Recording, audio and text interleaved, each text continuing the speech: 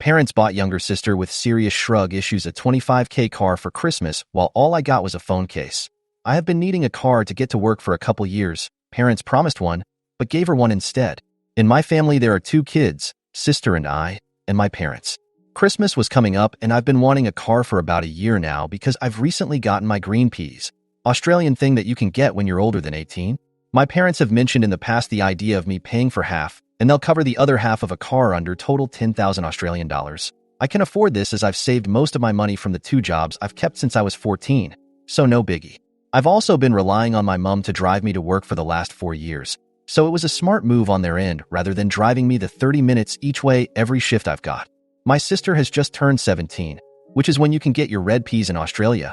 She's never had a job and has no money saved whatsoever.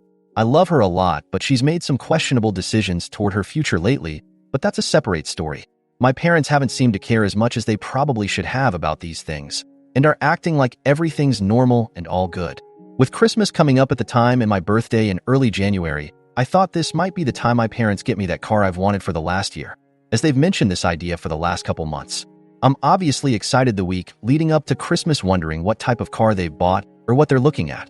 I wake up Christmas Day around 10 a.m. to the sound of my younger sister crying, but in a happy way. I'm excited for her as she's obviously gotten something she's wanted. I walk downstairs and no one's at the Christmas tree, but a present with my name is sitting there. I figure I'll come back to it after I find my parents. Check the front door and it's wide open.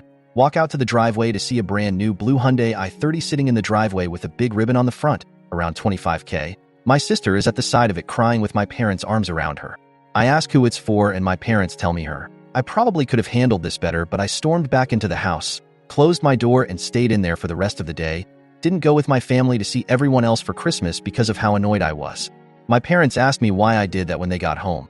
So I asked them why they bought her a car before me, who's older, willing to pay half, had a job, goes to school and has a stable plan for the future. They don't have an answer to that one, so they just stay quiet, and after a couple of minutes of awkward silence, they walk out. By this point, I've forgotten about the present they left under the tree downstairs, so I walk down to open it, and it's a new phone case from eBay, something I had no use for. I can't get over what they've done. Am I the a-hole? Verdict.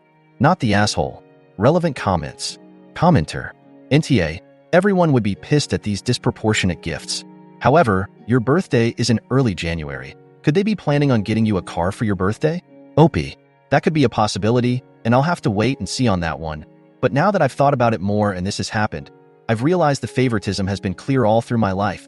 She's always gotten the better version of everything, their time and affection. They easily dedicate more of their time to her overall, despite being essentially a drop kick. Life sucks sometimes, and I'm coming to learn that now. OP, when asked if anything was left out of the story. My reaction to the Christmas morning surprise was definitely a little toned down because it was too many characters, but there was a lot of swearing under my breath, punching pillows for a solid half hour, but other than that, not much left out. Small update in the comments. Update.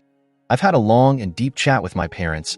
I've told them exactly how I feel and what reminded them about what they promised. They sounded apologetic, and I think maybe they're starting to understand my point of view a bit more. They said they didn't want to ruin anything, but to wait until my birthday and see what happens. However, I feel like this wasn't their intention all along, and they only said that to get me back on their side. I'll wait and see how it all turns out, but only time can tell. Thanks for all the comments and upvotes. I'm trying my best to reply to as many as possible, but it's gonna take some time. I hope everyone has a great holidays, and I'll update mid-Jan when I know the final outcome. Update. So, my birthday was 11th of January. My parents were seeming nicer than usual the entire week beforehand, which might have been because they had time off work or they had a surprise. The outcome was somewhere in the middle of what I was expecting, though. On my birthday, they told me that they were sorry for buying my sister a car for Christmas when I deserved one and really needed it more than her. So they told me that they'd given me $10,000 to be able to afford something I'd really like and enjoy taking care of, and also to drive to and from work, to school/uni and everything else. The outcome couldn't have really been much better than this one, especially since they originally said they'd help with $5K toward the car I want. So I'm pretty happy with it. Not gonna complain anymore about the situation. I just hope they stop the favoritism and obvious extra love and support they give to my sister all the time. Story 2.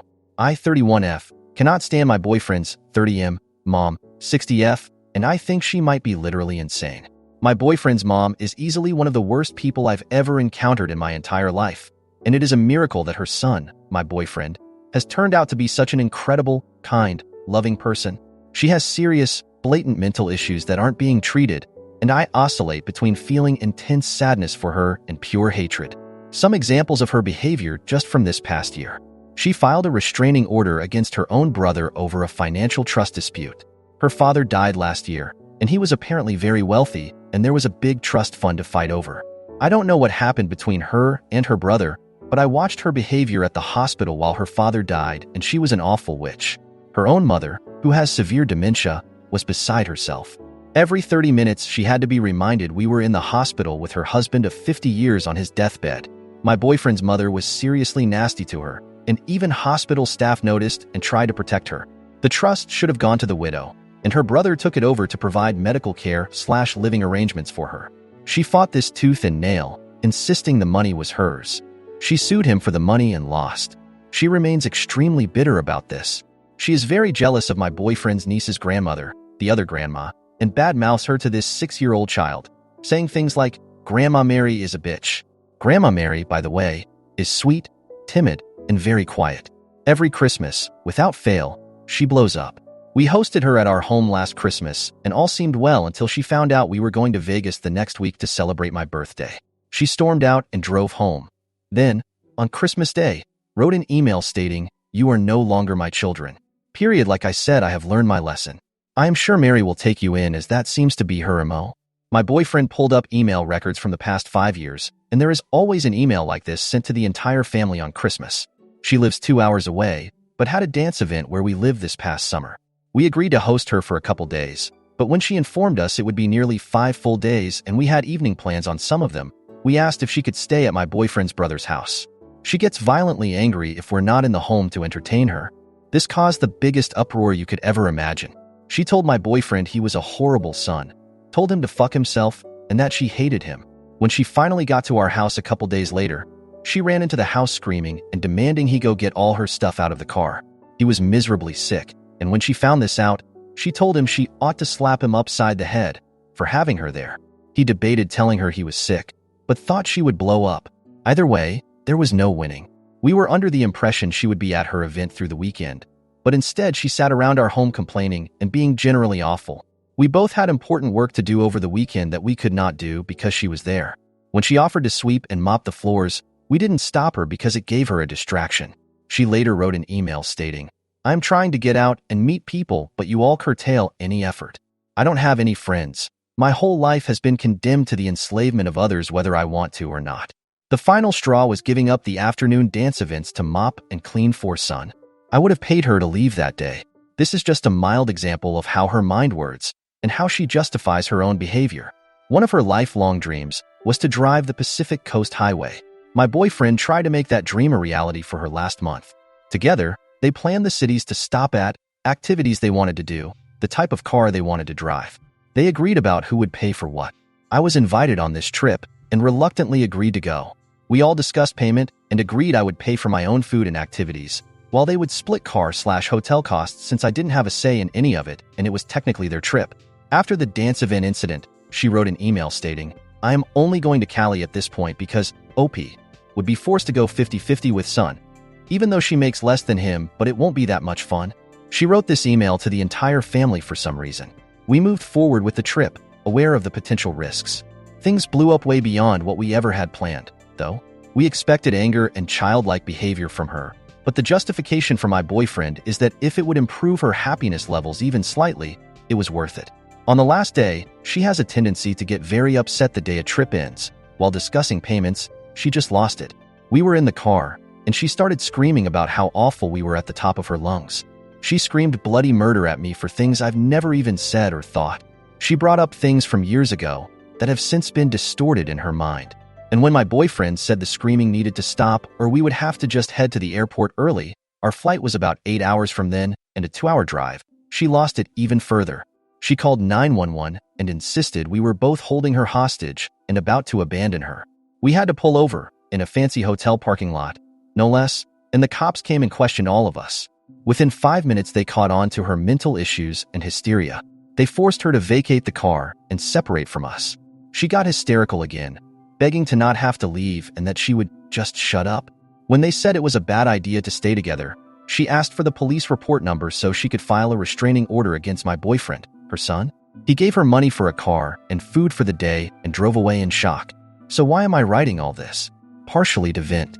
Partially because I feel like I am going crazy. My boyfriend said I need to just separate myself from her alternate reality and not let it affect me, but I simply cannot do that no matter how much I try. I think she needs mental help, but my boyfriend just says that's the way she is. The thing is, there's always a summer blow-up like this. And then about a month before Christmas, she writes an email that says, "So when do you want to celebrate Christmas and whose place am I staying?" It just cannot happen again this year. I don't want her in my life, and I especially don't want her ruining my favorite time of year for the third year in a row. Am I being overly sensitive? Should I just put up with her behavior? How do we move forward in a healthy way? TLDR. My boyfriend's mom exhibits clear signs of mental/personality disorder, but hasn't gotten help. She is a regular facet in our lives, and it's affecting my own sanity and health. How do we move forward in a healthy way? Relevant comments. Commenter. You don't have a MIL problem, you haven't so problem. That's just the way she is a fine attitude when someone over-decorates for Christmas or is obsessed with polka music. It does not apply when the person is a psycho-lunatic and the police need to be called. If your BF doesn't start setting some boundaries and continues to enable her crazy, you may want to think seriously about trading him in for a guy who has a spine and can say no to his mother. Run. Do not walk to Justin Mill. They can help. OP. To be fair, after the summer dance event incident, we came together and made a joint decision that she could no longer stay in our home. That was a healthy discussion, a big step for him, and the line we drew brought us both relief. Also, me going on that trip was my decision, and I could have said no. He did not force me and wouldn't have made me feel guilty for not going. Still, I didn't think it was a good idea to do the trip in the first place, and I did want to support him. We agreed, after that trip, that there would be no more trips like that while she was still this unhealthy. Update, 1 month later. It's been about a month since I last posted, and there have been a few small developments. The most notable thing is that my boyfriend and I, along with his family, have had several serious conversations about how to move forward. But first, some more information on how his mother has been behaving over the last month. She went on a spree of verbally attacking me, both via text to me and via text to his family members. She threatened to sabotage our recent trip to my hometown to see my family, which I'd been looking forward to for months, as we hadn't all been together in 3 years. She also made lots of petty comments and insults about me, not limited to my lack of talent, I am in a creative profession, and my boyfriend's stupidity for being with someone like me. Basically, she's super pissed with her current station in life, and I am the privileged individual who gets the blame. She also contacted my boyfriend's brother to let him know she was writing his 7-year-old daughter out of her will and taking away her college fund. This has been done about 24 times, because she spent time with me and enjoyed it, versus not being happy when spending time with her. I have blocked her from every social media platform, email, and phone/text. Boyfriend's brother has taken a placating approach by simply responding with "okay" whenever she texts, versus engaging. Outside of the verbal aggression, she has backed off. She used to call my boyfriend at a frequency of several times a week, which he admits was a cumbersome, exhausting burden because he felt obligated to listen to her 30-minute angry diatribes about whatever drama was happening in her world. She hasn't called him in 2 months, and it has been glorious. Regarding the upcoming holidays, we sat down with his other family members here and decided how to move forward. We are all in agreement that we will not spend Thanksgiving or Christmas with his mother. We have made plans to travel out of town for both Thanksgiving and Christmas, and we're very much looking forward to the mini excursions. At this point, his mother would have likely contacted us about Thanksgiving plans, but in her anger since the PCH fiasco, she hasn't attempted to do so. I'm not sure if she will reach out about Christmas, but if she does, then we will relay our current plans and take it as we go. In addition to family-wide conversations about holidays, we have talked extensively about his mother's mental health and the best ways to move forward. In my state, there is a law that allows you to file a court-ordered mental health evaluation, and it only takes one person to file the application. That is not an option we have ruled out, especially since she is clearly hurting and mentally unwell, and could benefit greatly from a mental health check and medication. It is my understanding that one has been filed for her previously, and that the court found mental disorder, but that she has ceased taking medication. If it were up to me, I would file the application yesterday, especially since she mentioned wanting to kill herself in her last angry bout. Ultimately, though, I don't want to sidestep my boyfriend. In the end, as a family, we have agreed that our lives are better when she is not in it, and that ultimately she is happier too, since everything we do, even planning a lifelong dream trip for her, causes her great distress in the end. We'll just have to take this one day at a time, but things have been calmer, generally, and I am looking forward to the holidays instead of feeling anxious about them for the first time in 3 years.